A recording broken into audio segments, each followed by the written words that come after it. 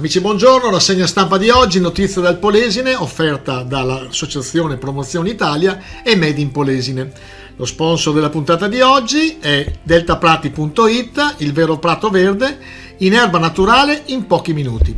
Prima pagina della Voce di Rovigo, AstraZeneca, ai prof i vaccini ritirati. Il lotto incriminato di AstraZeneca, centinaia di dosi iniettate in Polesine. In tutto il Veneto si tratta di 17.043 dosi di questo lotto, inoculate oltre che dall'ULSS Polesana anche dall'ULSS 1, 2, 6, 7, 8. Consorzio di bonifica prende posizione, 220.000 nutrie in Polesine vanno sterminate. Danni quantificabili in mezzo milione di euro all'anno, ma la cifra è stimata per difetto, alle sponde e alle arginature, oltre che ai terreni agricoli. L'obiettivo dichiarato è eradicazione e comunque il contenimento di questi esemplari in Polesine e in tutto il Veneto. Rovigo in pulmino a distanziamento zero. I mezzi viaggiano con i finestrini aperti anche con temperature basse per far circolare l'aria. I bambini delle scuole elementari stipati nei sedili dei pulmini troppo piccoli e a Boara Pisani monta la protesta.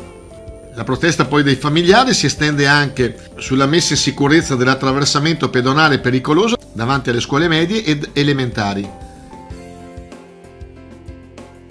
Coppa Italia di volley, al Delta Volley non riesce l'impresa. I nerofucsia escono sconfitti 3-0 contro l'Agneti TPS Bergamo, che si aggiudica il trofeo. In ogni caso il Delta Volley, orgoglio polesano. Complimenti ai ragazzi della compagine portovirese. Adria, il bonus spesa arriverà sulla tessera sanitaria. Saranno 108.000 euro i fondi statali che verranno caricati sulle tessere sanitarie come buoni spesa per le famiglie che stanno attraversando un momento critico.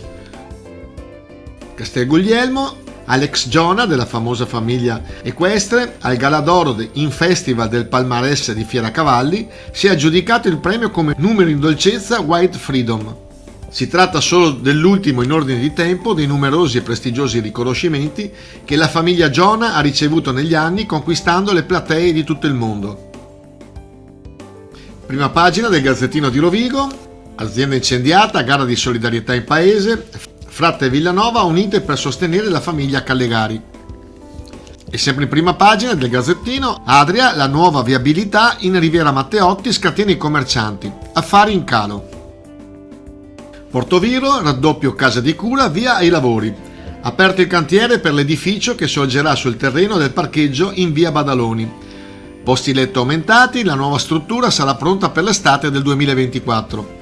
Investimento complessivo è di oltre 40 milioni di euro. Taglio di Po, finalmente attive le 2 colonnine installate per ricaricare le auto elettriche. Lo annuncia con soddisfazione il vice sindaco Alberto Fioravanti. Le 2 colonnine sono ubicati in vicolo Oroboni. Resto al Carlino Rovigo, Nicolò Brizzolari, 18 anni, nominato dal Capo dello Stato al Fiere d'Italia.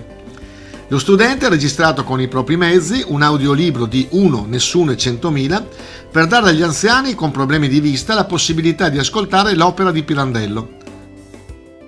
Grazie per i vostri ascolti, vi ricordiamo che tutti i giorni alle 11.50 e alle ore 14 siamo anche su Radio Diva nelle frequenze 94 e 100 e da Leandro Maggi è sempre un piacere stare con voi.